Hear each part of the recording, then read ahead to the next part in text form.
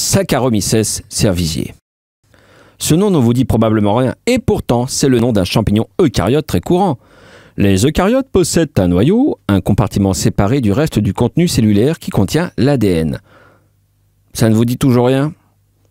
Eh bien, Saccharomyces cerevisiae n'est autre que le champignon servant de levure nécessaire à la production de la bière, mais aussi du vin, du fromage, du rhum, du pain, bref, de la vie.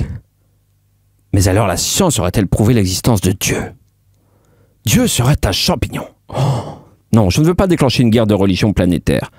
Un champignon à l'origine du vin, ah, et du fromage, oh, et de la bière, ah, ça doit être un champignon gaulois. Perdu. C'est un champignon universel, heureusement. Outre le don de transformer le sucre en éthanol, donc en alcool, Saccharomyces cerevisiae a aussi une faculté exceptionnelle. Il sait s'adapter à son environnement, au point d'évoluer génétiquement et de se perfectionner. C'est ce qu'a prouvé une étude de l'INRA, l'Institut national de la recherche agronomique, publiée dans la revue Molecular Biology and Evolution le 7 mai dernier. En effet, l'INRA, associée à des équipes portugaises et espagnoles, a testé les réactions de 82 souches de ce champignon appliquées au vin et au fromage.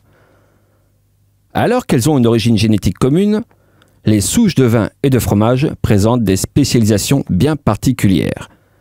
Dans le fromage, les levures sont très efficaces pour métaboliser le galactose, un sucre provenant de l'hydrolyse du lactose du lait par différents autres micro-organismes durant l'élaboration du fromage.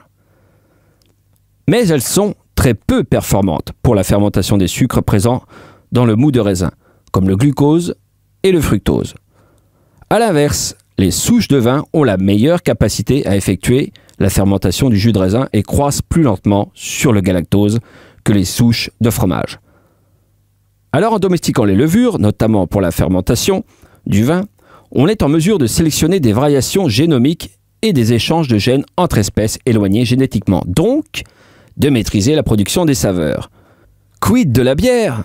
Selon l'association professionnelle Brasseurs Belges, pour la bière, 3 grandes catégories de levures entrent en jeu. À noter que les brasseries utilisent de l'eau minérale pour élaborer leur bière. Et oui, vous avez bien entendu, d'ailleurs, il faut savoir que 90% d'une bière est constituée uniquement d'eau minérale. Oh! Les bactéries s'entendant avec les levures comme la ronce en foire, eh bien la pureté bactériologique de l'eau est nécessaire pour éviter la contamination, donc le développement de mauvaises odeurs et mauvais arômes.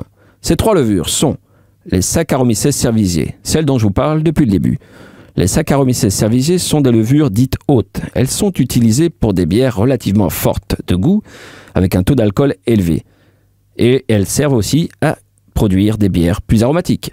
Deuxième catégorie, les Saccharomyces carlsbergensis, du nom de la brasserie Carlsberg qui a découvert cette levure. Ces levures sont dites basses, elles sont d'utilisation très récente. Ce sont elles qui ont permis la production de Pils. Elles sont donc utilisées pour produire des bières légères. Enfin, troisième catégorie, les levures libres. Elles peuvent être de type haute ou basse. Ce qui les distingue, c'est le caractère libre, c'est-à-dire en suspension dans l'air de ces levures. Les particularités et utilités des levures en brasserie viennent de leur métabolisme. Celui-ci peut fonctionner en phase aérobie, en présence d'oxygène, ou en phase anaérobie, en absence d'oxygène. Les 2 phases sont utiles pour le brasseur. Lorsque la levure est en contact avec de l'oxygène, ses voies métaboliques sont celles de la respiration, comme les mammifères. Elle transformera alors le sucre en H2O, en CO2 et en énergie. Par contre, une fois privée d'oxygène, leur métabolisme change et devient celui de la fermentation alcoolique. Elles consomment alors du sucre pour donner de l'alcool et du gaz carbonique. Enfin, je conclurai par une initiative originale qui nous vient tout droit de Belgique. Selon le journal La Libre Belgique, cela fait déjà 3 ans que le champignon de Bruxelles, une coopérative bruxelloise, fait pousser des champignons japonais sur les drèches. Alors les drèches, ce sont les déchets issus des céréales utilisés dans le brassage de la bière. Ces déchets servent en général principalement pour nourrir le bétail. Les déchets sont donc récupérés dans les brasseries bruxelloises. C'est un bel exemple de récupération et d'économie circulaire. L'idée, c'est de produire une alimentation saine en revalorisant les ressources organiques de notre ville, expliquent les créateurs. 3 sortes de champignons sont cultivés, des shiitake, des nameko et des maitake. Des champignons japonais qui poussent généralement sur de la sciure de bois. Cette méthode novatrice limite non seulement l'impact écologique des cultures, mais permet aussi de récupérer les déchets des brasseries qui ne les exploitent jamais. À ce jour, environ 800 kg de champignons sont récoltés chaque mois. À terme, les installations devraient permettre d'en produire 3 tonnes. On n'en a pas fini avec les champignons.